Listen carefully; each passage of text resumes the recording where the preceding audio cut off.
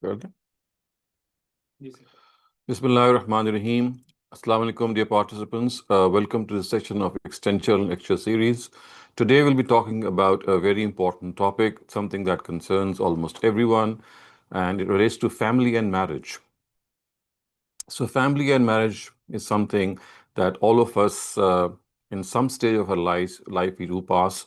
And so, there are a number of things, if they are kept in mind, especially with regards to the instructions which are given by religion, it makes family life, it makes our married life a real bliss on earth. And if they are not followed, I'm afraid, then, as we see on a lot of cases, family and marriage, they seem to crumble down, and it then becomes a chance or a situation in which either one or both of the spouses are pulling along just for the sake of children. So the first thing that we have to understand as far as marriage is concerned, that the religion of Islam has prescribed a family setup. And this family setup is based on a very important institute, and that is a husband is entrusted as the head of the family. And this is something which the Quran has prescribed for two reasons. One of them is that he is responsible for the financial expenses of the family, including the wife and, of course, running the house. So he is responsible, he is the breadwinner, he is someone who's liable to earn for the family. If a wife earns, it's a sweet wish. She can spend the money anywhere she likes. She's not liable to spend anywhere specifically. It's her own free will. However, the husband has to spend and maintain the family. And it is because of this responsibility that he has also been given the status of the head of the family. The second reason which the Quran has specified is that husbands are generally more suitable for this task. I would say, not that it's something which is always 100% suitable to their disposition, but normally in taking decisions, in running a family, in being protectorates, I would say, of the family. This is something which comes naturally to them. But of course, there can be exceptions. So this is something which the Quran has stated in Surah Nisa in explicit words, where it says, "Ar-rijalu qawwamuna 'ala an-nisa." Husbands are regarded to be the heads of the family, or the heads over their women. بما فضل الله بعضهم على بعض وبما أنفقوا من أموالهم. The reason is because one is more suitable for this task over the other. And second is bima anfaqu min amwalihim, because they spend out of their pockets for the maintenance of the family. So it is this structure which religion has prescribed. It is something that has been in practice in many countries, in many cultures, in many societies, pre-Islamic societies, post-Islamic societies, and I mean societies that, in the natural flow of scheme and the natural flow of things, they practice this. But we know from the Quran that this is what the Almighty has also prescribed.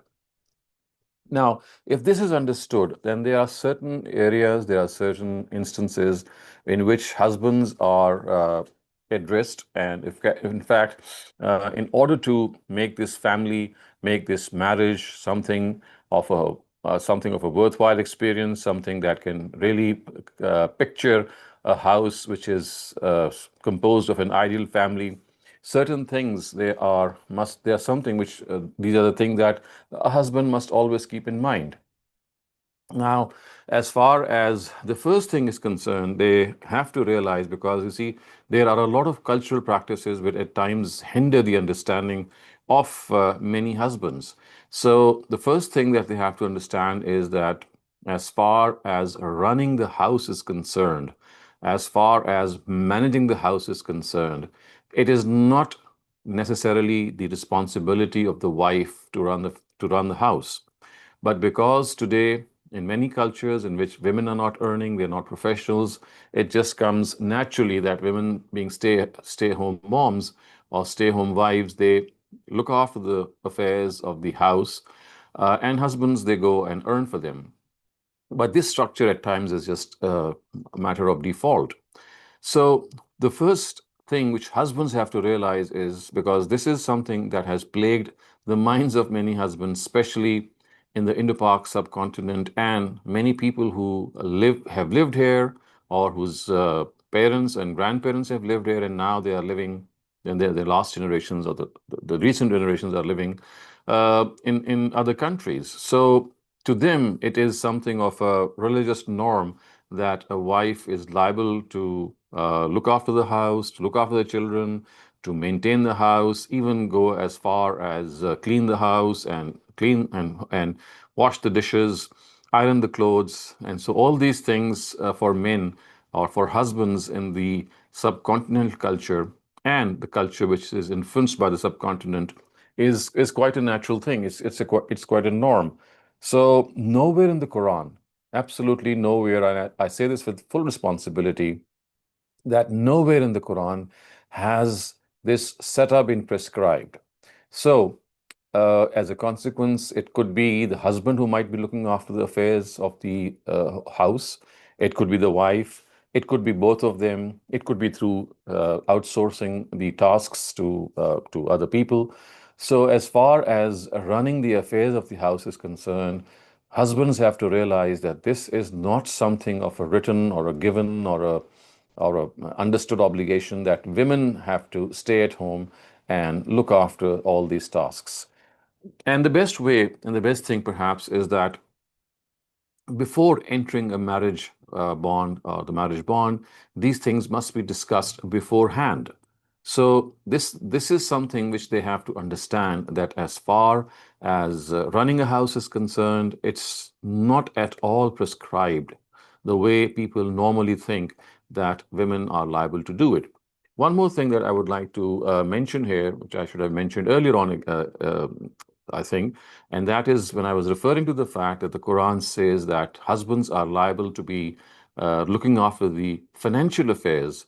Uh, you must have heard of this custom that is rampant, is something that is in place for every marriage, in which there is an amount which the husband uh, pays or pledges to pay at the time of marriage, which is called meher or the dower. So the dower or the meher again has to be understood in the same light. So when a husband gives a dower to his bride, and it is in the fitness of thing that it should be given at the time of marriage, all of it, that he is actually expressing that this is a token of the money, or this is a token of my commitment to you, that I'll be maintaining you for the rest of my life as far as possible. So remember, the meher itself is like expressing the fact that the husband is seriously pledging that I am going to be responsible for your financial obligations. So this was just a side note on something that we had already discussed, that the husband is liable to earn for the family, and the meher amount, the dower amount, is something that actually makes this a serious commitment. So coming back to the first thing that I just discussed, that as far as the first thing which husbands have to understand is concerned, is that they must not think that this is like a religious obligation of a wife to sit back or sit at home and maintain and do all the house chores. As I said, it is something that is a mutually understood setup. Any mutually understood setup can come into being. The second thing which husbands have to realize is that as far as maintaining a house is concerned, maintaining the household finances are concerned, it's not just the household finances for which he is liable. This these household expenses also include a fair amount of sum given to the wife for her personal consumption. And in modern terms, we can call it as pocket money or maintenance money, whatever we would like to call it. But this is an amount that has to be set aside other than household expenses. So, in other words, we can say that the liability which a husband carries is not just to maintain the house, which means all the expenditure like the groceries and I mean there's a list of things. There's a whole lot of things. But besides this, it also is included a handsome amount that he must set aside for the personal consumption of the wife, for which she is not liable to answer to him as to where she spent it. because this is her right. So, as far as husbands are concerned, they must, whenever they do, they must always think that they are setting aside an amount, a financial amount, both for household expenses and for the personal expenses of their wives.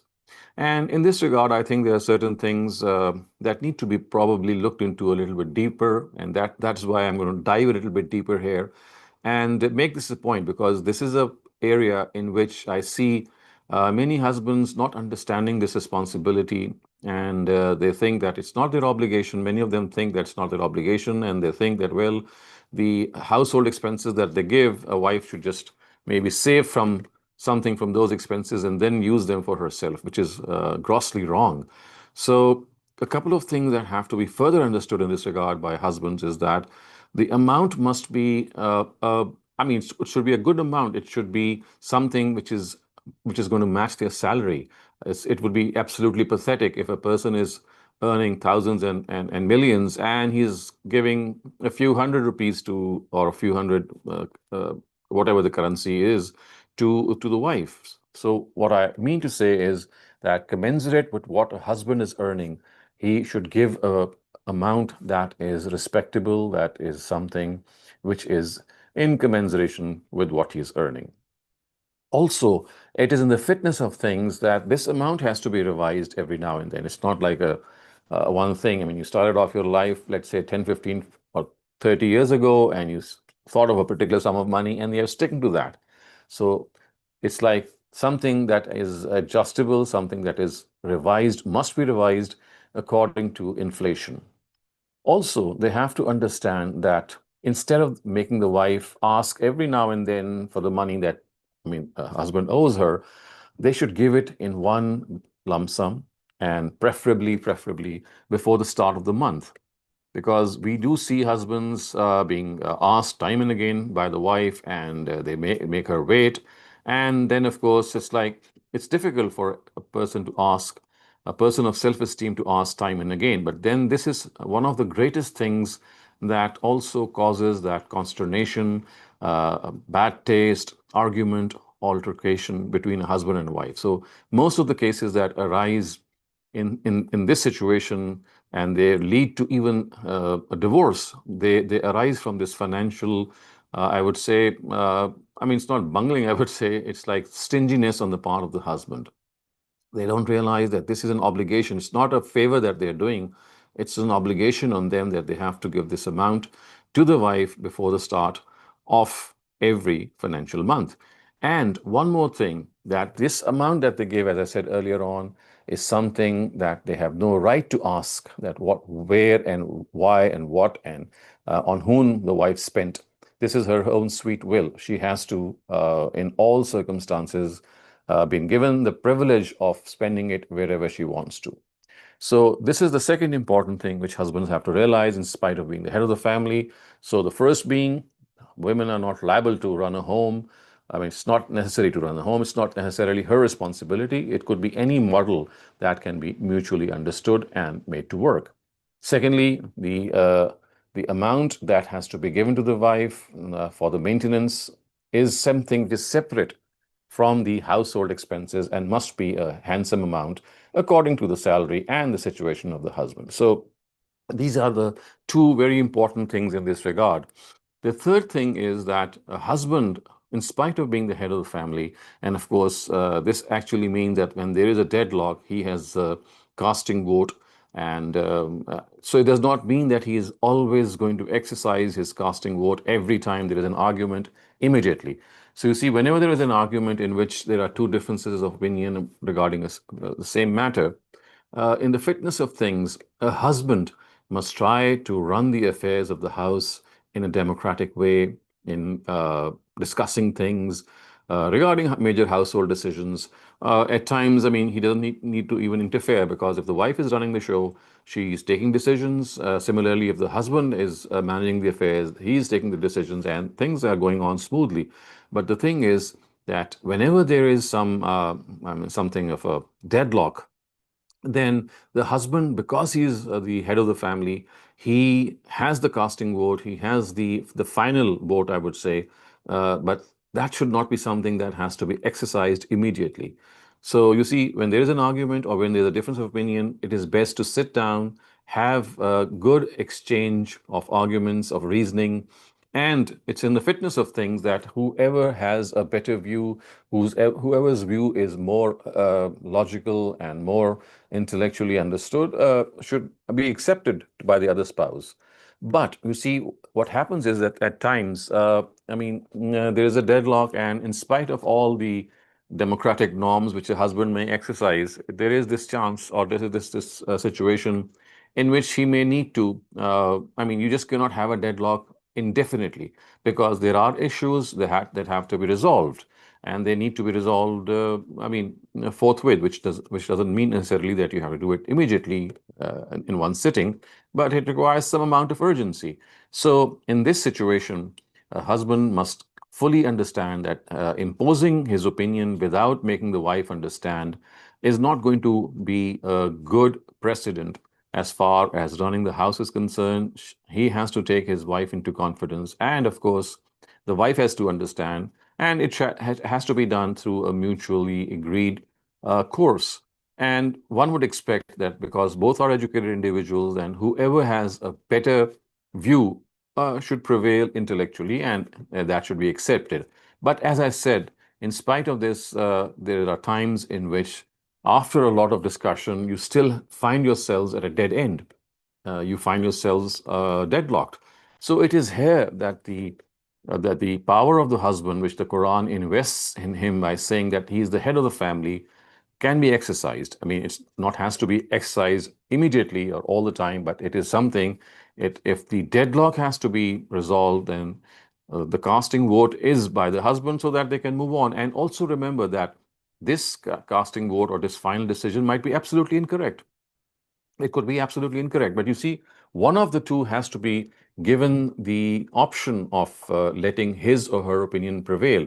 And the Quran says that this is basically a way of resolving issues. It's not necessarily accepting what the right is, because a husband can still be wrong if he's having a casting vote. But the thing is that in order to move along, this is a privilege which a husband enjoys because of the fact that he is running the financial affairs of the house. That ultimately, if there is a deadlock, then his opinion will prevail. So these three are very important requirements of a family to function together, to function in a way that the wife understands and the husband also understands that basically this setup has to be governed. Remember, whenever there are two people, there has to be one person among them, in the case of deadlock, whose will has to prevail or whose decision has to prevail. And so if we don't appoint, because these are questions which many people ask, that why at all should a husband be given this position? It could be done mutually. I mean, no one should be appointed as a head. And whenever there is a difference of opinion, well, you should just sit down and accept the what the best option is. But you see, this is not always a feasible way, because when there is a deadlock, when each of the spouses is insisting that my opinion is correct, and sincerely so. I mean, at times, a spouse might feel, a wife might feel, similarly, a husband might feel that my view is more intellectually superior, and that is what we call a deadlock. That there's no one to resolve. Well, one thing would have been that some arbitrator could be appointed outside of the family, and then maybe he or she would have decided. But that would have been a very cumbersome procedure, because every time there would be a deadlock, they would be going to some other person and resolving matters through that person. And again, that person would have given either a value judgment that could be acceptable by one spouse and not by the other. So it would not have made a substantive difference, and it would have been a lot embarrassing also, because there are a lot of issues in which a husband and a wife have to be. They have to discuss things privately. So was the only way out, that one person's opinion should be given preference, even if it is not the right opinion, because this is just a matter of going ahead, moving on, and making things work. Now, also another important point that I'd like to discuss, which is the other side of the story, which the Quran also discusses, and that is there are certain other things which the wives have to keep in mind. We've just discussed three important areas which the husbands have to keep in mind. They must understand that that women are not obligated to run the house.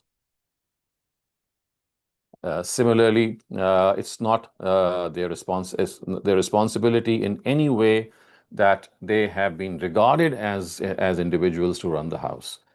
And thirdly, husbands have to run the affairs of a house in a democratic way. So these are the three important things which a husband must realize, that in case of running a house, it's not the obligation of the wife to look after the house. It could be any mutually agreed setup. And as far as the financial obligation is concerned, it's not just confined to household expenses. It includes a handsome pocket money for the wife. So, understanding these 3 points, we now move towards what a wife has to do, and what she has to probably give a deep thought to in order to make this marriage and family work. The first thing is something which the Quran has actually spelled out. So as soon as this verse, which is the 34th verse of Surah Nisa, it ends on the fact that a husband is regarded to be the head of the family, and the reason given also is stated. That the next verse is فَالصَّالِحَاتُ قَانِتَاتٌ حَافِظَاتٌ لِلْغَيْبِ. So there are two obligations which are spelled out here by the Quran. So the first of them is فَالصَّالِحَاتُ قَانِتَاتٌ, that pious wives are those who are compliant to their husbands. Qanitat, of course, is the word that is used, which means compliant. They are not always arguing. They're trying to resolve affairs. And why was this needed to be said? Again, something that we've just discussed, that because there could have been this situation of a deadlock. So in many circumstances, so you see, it is clearly possible that the wives, they insist on their opinion. They say, well, unless my opinion is accepted, I'm not going to go along. It is here that the Quran says that once a discussion that was meant to happen has happened, and every option has been exhausted, and now, I mean, the deadlock is persisting, so the husband's opinion has to prevail. So the Quran, knowing that the wife might feel this to be against her ego, might be against her self-esteem, that she might think that my opinion is superior, and my husband is, I mean, his opinion is not that sound, but I am being asked to still submit to his opinion. So the Quran says that because this is a situation in which it's not right and wrong, it's like it's saying that one of the choices has to prevail. So in such a situation, when there is a deadlock, it is the Quran which says to the wife, qanita, that in such a situation you have to be compliant. So discussion can be done to a particular extent, but when you feel that everything has been done, then in order to just move along, finish off the point, accept whatever the husband has to say in a gracious way, even if you think that your opinion is superior. So this is the first thing that wives have been told. فَالصَّالِحَاتُ قَانِتَاتٌ. And then the second thing is also very important.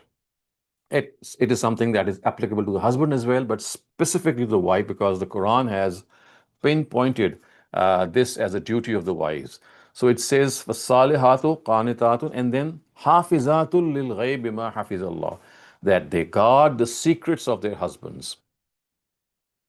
They guard the secrets of their husbands because God guards secrets. Bima hafizallah. Now, this is another obligation which wives have to understand, that they are individuals who, if they want, they can really go out and humiliate a husband, because, of course, a wife knows what her husband is. I mean, all the flaws, all the shortcomings, all the weaknesses, all the mistakes, everything she knows. So Sound is gone.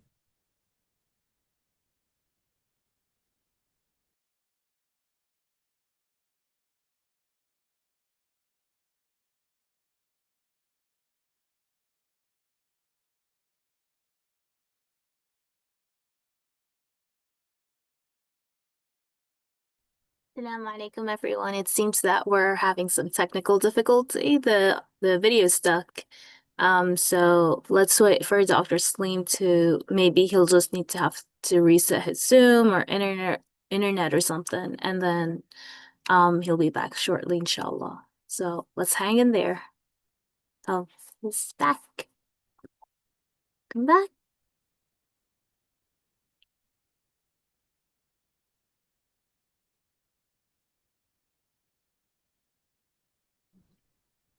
الصالحات. So there was a slight disruption because of some technical issues, so we're back now. So I was discussing the fact that wives have to guard the secrets of their husband. They must not humiliate them in public and not discuss these flaws. Not that it is equally applicable to husbands. Of course, they also need to do the same. But the Quran has pointed out this phenomenon because, you see, since the husbands are in the governing position and the wives are not in that governing position, so if they feel cheated or distraught, cheated not in that negative sense, but in the sense that they feel that their opinion, in spite of being wrong, in spite of being correct, is not being accepted. So if they feel, I mean, this dejectedness, then the Quran says that it should not be something because they are on the receiving.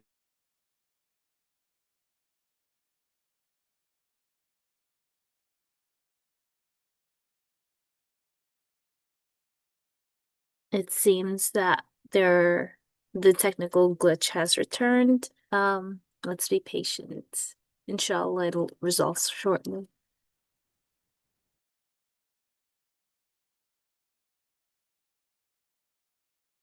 A town. So the Quran has specifically said that this should not happen.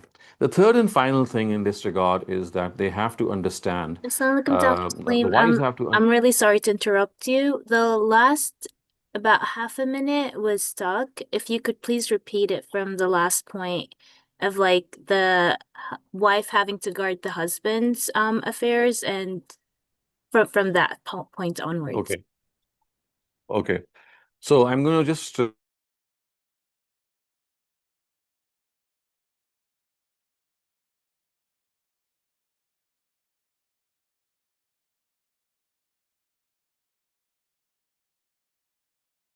Hafizatul lil ghaibi bima hafizallah, that they guard the secrets of the husbands because God also guards secrets of people. So by referring to the fact that God is the greatest protector and preserver of secrets, a wife has to preserve and protect the secrets of her husband.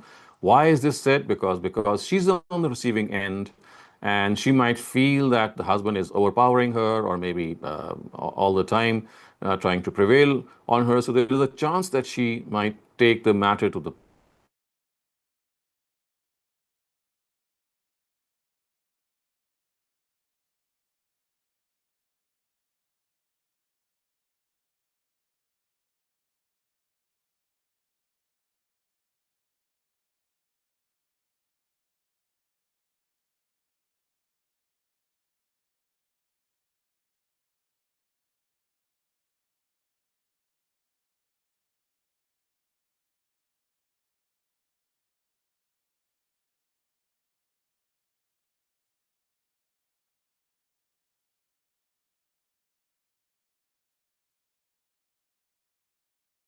Oh.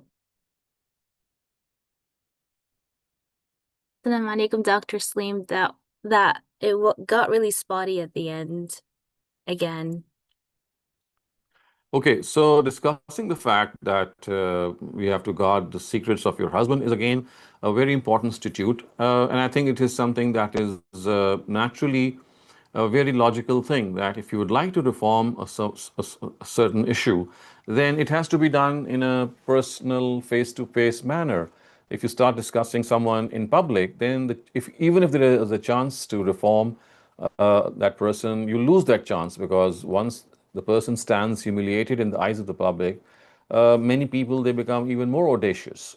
So this is the second point which has to be understood. The third point, of course, another thing which has to be kept in mind here is that the wives, well, they need to also understand that uh, complaining all the time. I mean, this is something which the Quran does not mention, but the Prophet has mentioned this in one of his hadiths.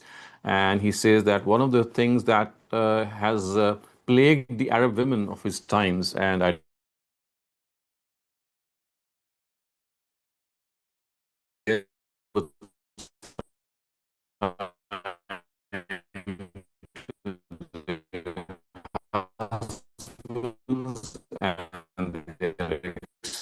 and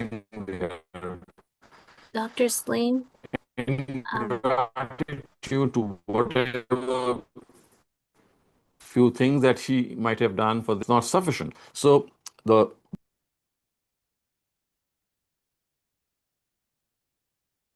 Hello?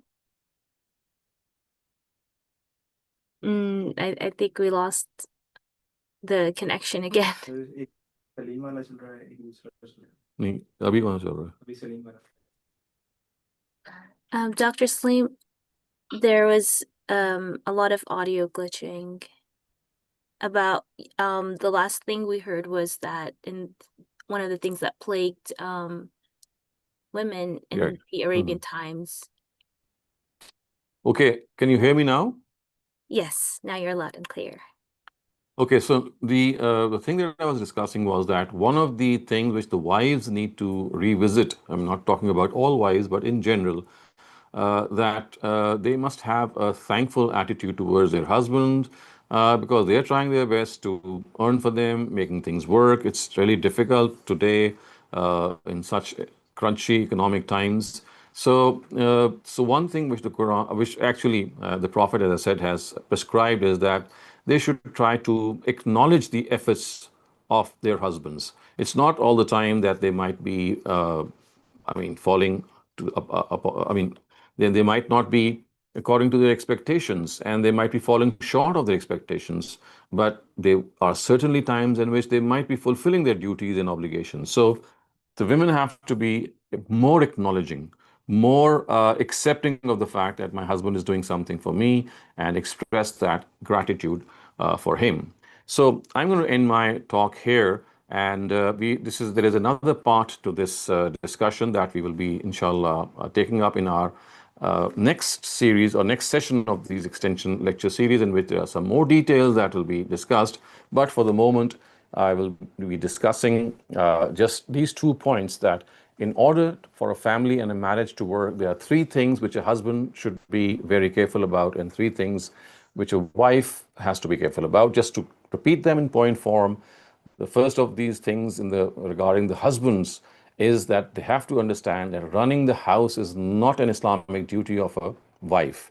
Second, whatever they give as maintenance to the wife is not something that includes her pocket money or her maintenance. That has to be given separately.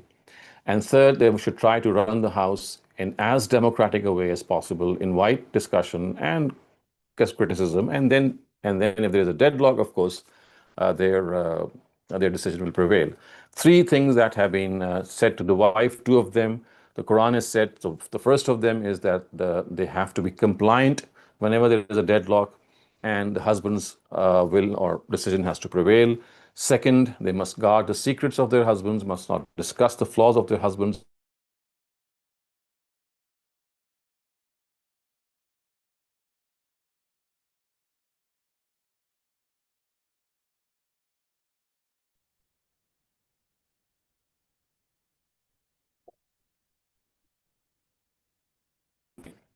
Structure series, a session. We'll have maybe another session, inshallah, next month. But for the moment, if you have any questions regarding today's talk, you are most welcome to ask them. Thank you very much, Dr. Saleem. Your audio glitched out at after the second point. The third point was to not complain for the ladies, right? Yes, the second point was. Oh no, it's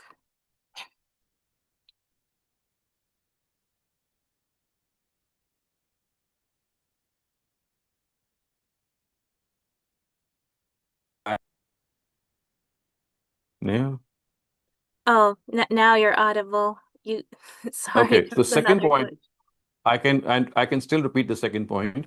So the second point was that they have to guard the secrets of their husbands and must not publicly discuss them uh, to humiliate them. And the third point, everything So onwards got glitched the out. third point is that they must acknowledge and be grateful to whatever their husbands are doing for them. Thank you very much, Dr. Saleem. To ask questions, you may either raise your hand or type them in the chat. And if you'd like to remain anonymous, you can send them directly to me in the chat. I'll start off with the first question that I had, Dr. Saleem, which was if a husband is not fulfilling his duty, for example, the allowance or the money that he's supposed to give to his wife, does that give wife a reason to then also not fulfill her duties? You see, whenever this situation arises, it's best to talk it out.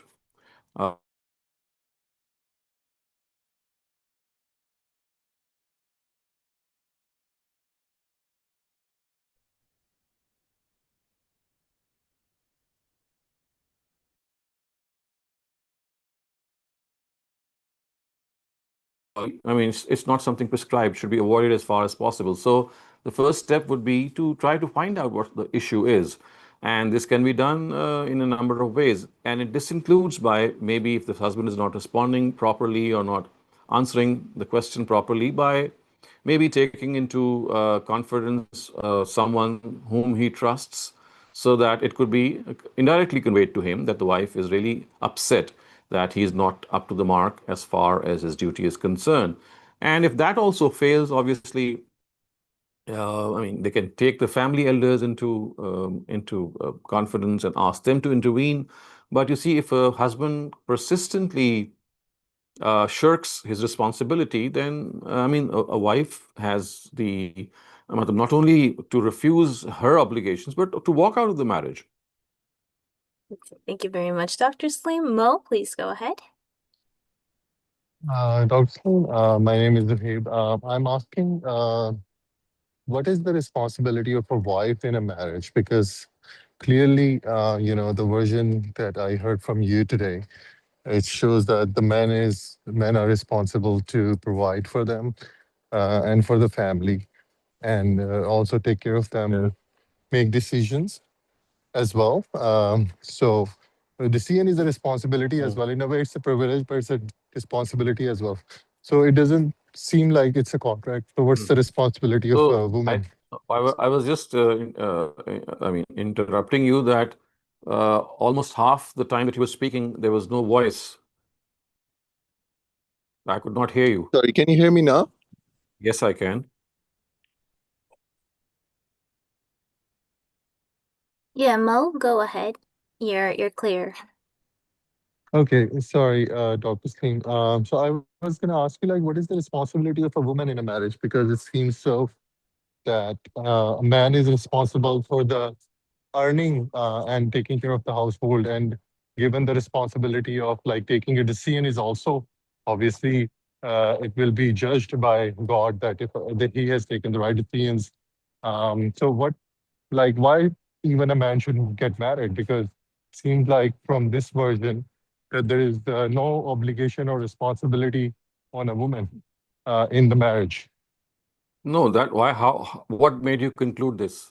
I mean, all natural responsibilities, all understood responsibilities are there. You see, the Sharia only interferes whenever there could be a deadlock, or there could not be some defined final course of action. So it just interfered in one matter and said that, well, as far as the family is concerned, things go along normally. Everyone has a responsibility, everyone has a role. But one thing is that if there is a deadlock, should there be a head of the family or not? So that is why the Quran has just interfered in one matter by deciding for us that there has to be a head of the family. Otherwise, things will just not always be decided in the right way. Because on most occasions, see, things are going along smoothly, or in general, and it is only when the deadlock arises that the husband and the wife, they look right and left. So it will, in that situation, the Quran has given a guidance. Otherwise, whatever commitment that they make with each other, and this is best done at the time of marriage, before marriage actually, in which you lay out a set of rules for yourselves. You talk to each other that this is how I'm going to pursue a job. I have a career. These are the kids or children that we would like to have. So you see, there is a whole lot of things that have to be discussed beforehand, so that it does not become an unpleasant situation later on. So once the major things are decided before marriage, we expect both of them to honor the commitments. And if there is a difference of opinion within the marriage time that we just referred to, then of course we have just discussed a procedure. So it's not that, remember, what I have said is not that the husband is liable to run the house. That is not what I'm saying. What I'm saying is that his understanding that the wife is necessarily the person running the house, that is incorrect. I mean, there could be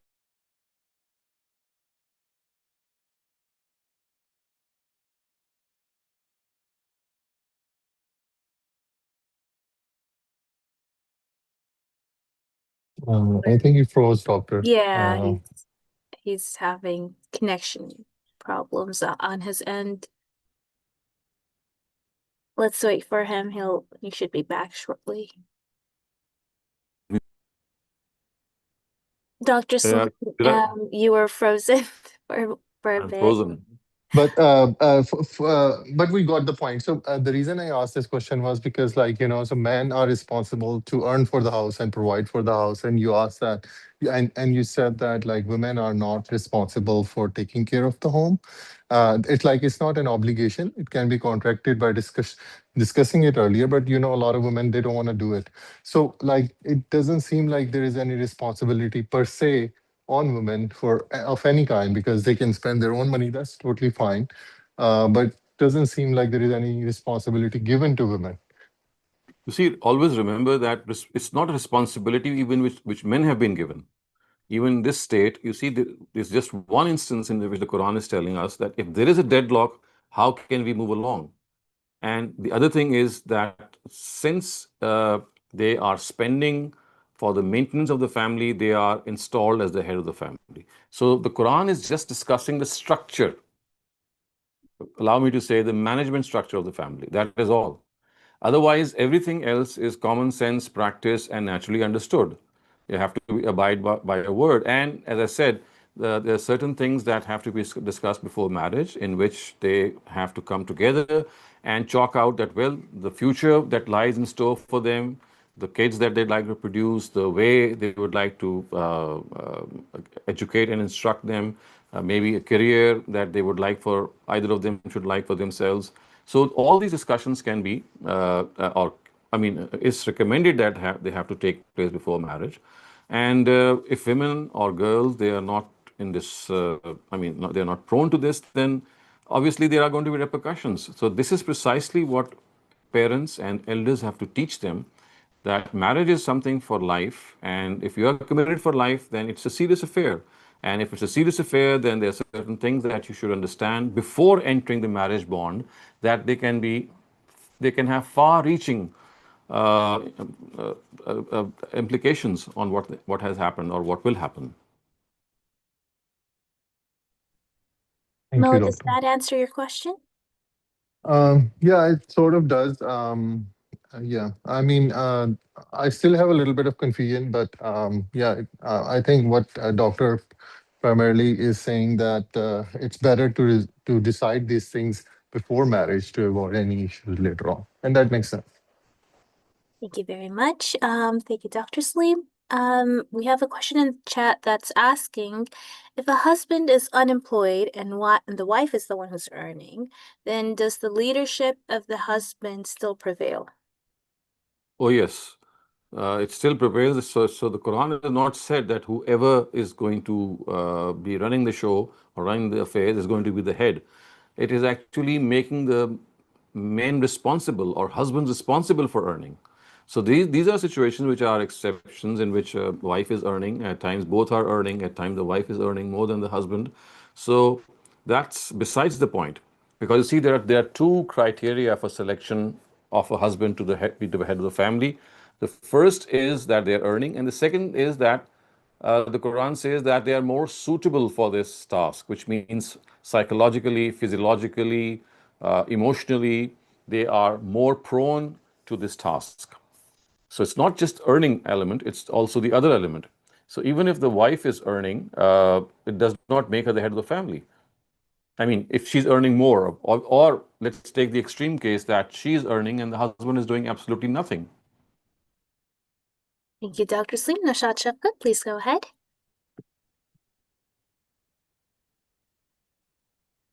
Nashad Shafqat. Yes, Assalamu alaikum. Dr. Sab, just the prelude. The wives are so dominating in these times that your video and audio froze only when you were mentioning the duties and responsibilities of a wife. My question is this, that mostly, sir, the problem arises when we try to keep up with the Joneses, as they say.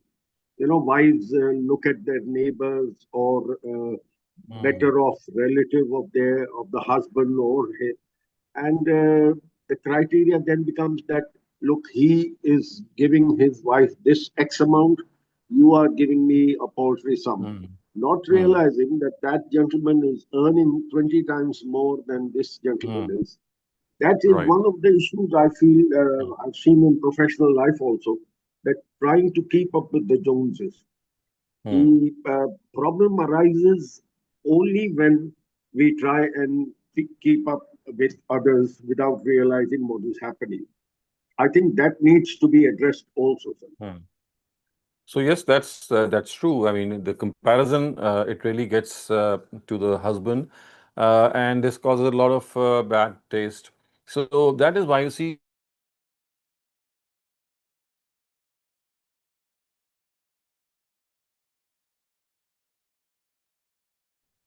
Sorry about that. We're having another connection issue, so I'll ask Dr. Saleem to repeat the answer.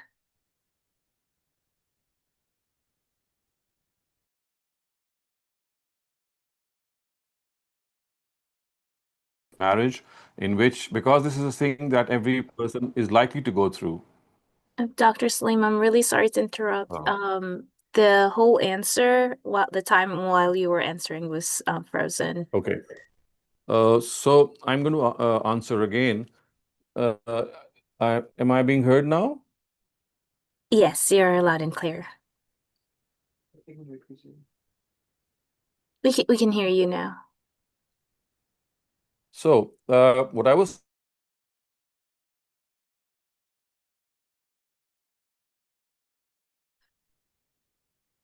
Sorry, we can't saying, hear him. boys. Oh, okay. You got stuck again as you started answering. Okay. Now you're good. So boys and girls, they have to be educated on marriage before they get married, and this is one of the things that makes it very important. That I am a very strong advocate of the fact that this should be a subject taught at the university or college level, that what marriage is all about and what exactly should a person, I mean, behave as a wife and a husband. What exactly are the mannerisms? And among one of them is that if you start comparing or complaining without understanding the ground reality, then it's not going to take you anywhere. So that attitude can only be addressed.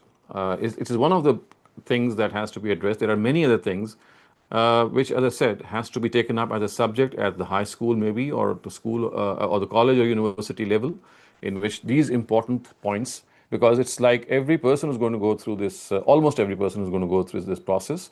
And instead of being an on job learner and making a mess out of it, it's much better that this is something that is taught to them at the university level. Thank you very much, Dr. Saleem. If you have a question, please raise your hand or you can type it in the chat. We have about 10 more minutes. Irfan Ismaili, please, sorry, Ismail, please go ahead.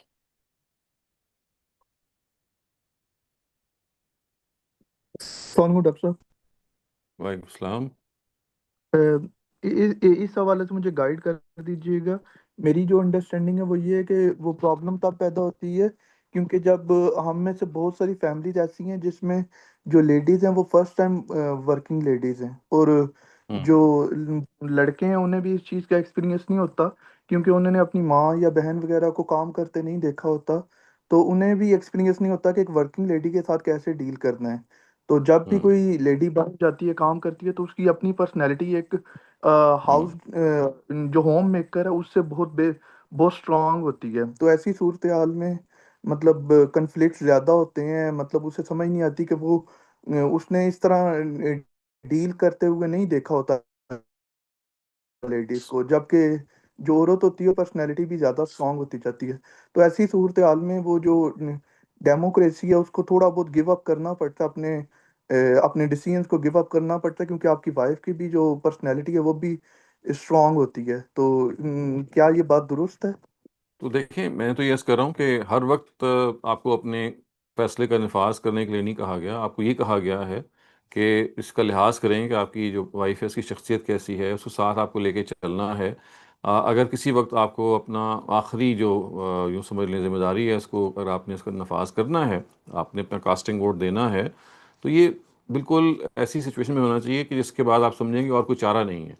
और बाज़ दफ़ा आप यहाँ तक भी जा सकते हैं कि अगर आप महसूस करें कि भाई आपकी वाइफ जो है वो किसी चीज़ पर अड़ गई हैं, और आप समझते हैं कि भाई मसले को हल करने के लिए चले इनकी बात मान लें, इसमें भी कोई हर्ज नहीं है। ये नहीं है कि आप उनकी बात को अगर मान लेंगे तो ये कोई गलत हो जाएगा। कुरान तो आपको आपके राइट्स बता रहा है कि अगर आप ये करते हैं तो आप यहाँ तक जा सकते हैं। ज़रूरी नहीं कि आप ये यहाँ तक जाएं। इससे पहले पहले बाज़ दफ़ा मसलियत की खातिर, बाज़ दफ़ा हालात को बेहतर करने के लिए, बाज़ दफ़ा घर के माहौल को बेहतर करने के लिए आप एक गलत बात को भी मान लेते हैं या उससे कॉम्प्रोमाइज़ कर लेते हैं। सो ये तो इसमें कोई गलत बात नहीं है कि आप हालात से किसी बड़ी मसलहत की वजह से कॉम्प्रोमाइज़ कर लें। कुरान तो सिर्फ ये बता रहा है कि अगर आपने नहीं कॉम्प्रोमाइज़ करना तो यहाँ तक आपका राइट है कि आप अपनी बात को नाफिज करने के हकदार हैं, कि अगर अगर किसी वक्त इख्तलाफ राय हो जाए और इस शिद्दत में हो जाए कि मसला तय ना हो रहा हो, तो कुरान तो आपको यहाँ एक एक्सट्रीम राइट बता रहा है। लेकिन हर वक्त एक्सट्रीम राइट को एक्सरसाइज करना भी कोई बहुत दानिशमंदी नहीं है। Thank you very much, Dr. Saleem. Irfan, does that answer your question? I think I'll take. Yes, sir. Thank you. Thank you very much. Jazakallah. I had a question regarding the promises that you make before marriage. So, like, a lot of the times people will say, like, oh, the girl will be allowed to work after marriage, or she can continue her studies after marriage, and like, etc. Like, a lot of promises. But then what happens is that once they get married, all of a sudden that shifts. You know, they're asked to completely change their lifestyle, and the promises that they had before, Hmm. they Hmm. just don't fulfill them anymore. What do you do in those situations? Well, you see, again, this is a matter of grooming and mentoring before getting married, that you have to understand that your wife is coming from a different background. She has a different grooming. She might have an entirely different view of life. So the thing is that it's not trying to mold your wife in your own according to your own opinions. That has to be done. You have to accept an independent person at home. And I mean, when this happens, it's almost too late, because you see, because we are not instructed and properly informed that this is something that can happen. So when it happens, it at times takes a very ugly turn. At times, one of the spouses has to really compromise, and one of the reasons for that compromise is that if the children are born and they feel that they are being not properly looked after, but because they have children and they don't think that there's any place for them to go, this is especially true for women who are not working, then they are just living under compulsion in the marriage. And that is what's happening today, actually. So, what I'm trying to say is that when things start to happen, at times we have very limited options. The real remedy is that all these situations, all these options, and all these outcomes have to be discussed beforehand. I mean, it's so essential that a wife and a husband have a role to play, but there is no institution, or there's no preparation to make them understand what exactly a wife or a husband is or are, and how they have to interact, where do they have to give up.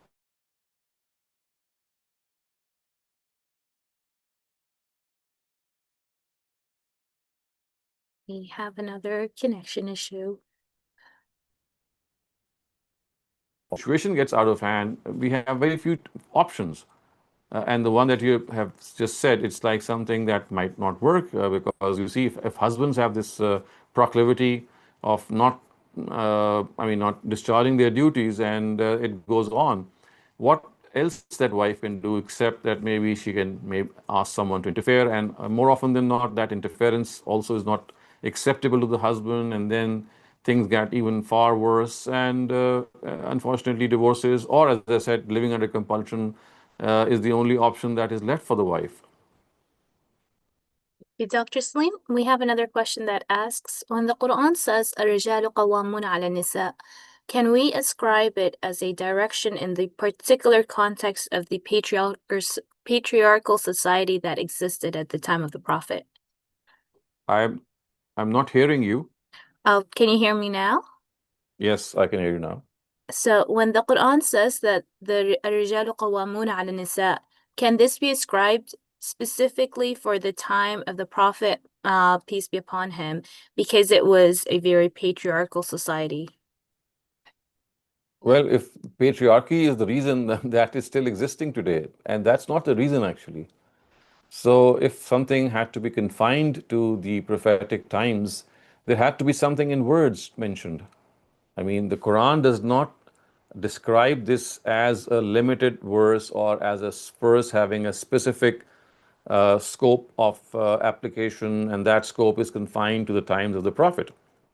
I mean, there's no such thing in words. In fact, as we will be discussing another portion of that whole instruction that relates to wife beating, because these are the verses that succeed this family setup, and they are basically meant to avoid any breakage of family. So none of these verses can ever be thought to have a restricted sphere of application. If that was so, then there should have been something within the text. Thank you, Dr. Saleem. We have another question that asks, if a woman can become head of a state, then why not the head of the family? Because you see, the two are diametrically different. Heads of state are elected. Heads of state are elected, and whoever has the majority has the right to be the head. And that is why women can become heads of state. In the case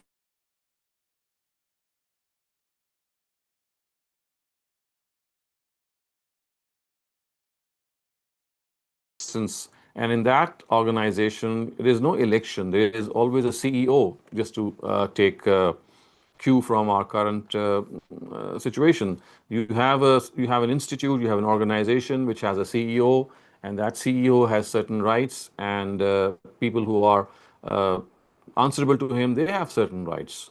So you don't have a democracy in an institute in which people are electing a head of or electing a CEO. A CEO is installed, and he is basically running the show. But he is curtailed. His powers are curtailed. They're kept well in check. So on a roughly same model, the family setup is not something that has come into being because of an election of the majority. It is basically a setup between a husband and wife, and rights and obligations are certain on the basis of who is responsible for the finances of the family. So Thank you you. see, the two are fundamentally different. Thank you very much, Dr. Saleem. We have time for one more short question. There's somebody who's sharing their thought. They're saying that I think Okay. it's better not to plan for children during at least the first 2 years of marriage. If things do not work out, it'll be easier to part ways. If the marriage goes well, the children will have strong and happy, stable parents. Is this okay, sir? As I said, this is a strategy which any person can adopt. The Sharia has not given you any clear-cut guidance. It's something that a person can agree with. There could be other people who have a counter opinion. So the counter opinion to this is that many people think that having children actually stabilizes the marriage, because once children they are born, so it's like a situation in which the husband and wife, they have to adjust. So at times the birth of children acts as a stimulant for adjustment. But yes, at times it's the opposite. And what you are saying is equally true, that at times it's best to have some time with each other and then plan for children. So what I'm saying is that this is like something that varies from a person to person, situation to situation, and certainly not something which has been prescribed. When we don't have any specific prescription from the Sharia, it's a matter of our own choice. Thank you very much, Dr. Saleem, for this really informative session. And thank you to all the participants for coming and asking. Inshallah, we'll see you all tomorrow. And another session of textual study of the Quran. Until then, please take care. Assalamu alaikum wa rahmatullahi wa barakatuh. Walaikum assalam wa rahmatullah.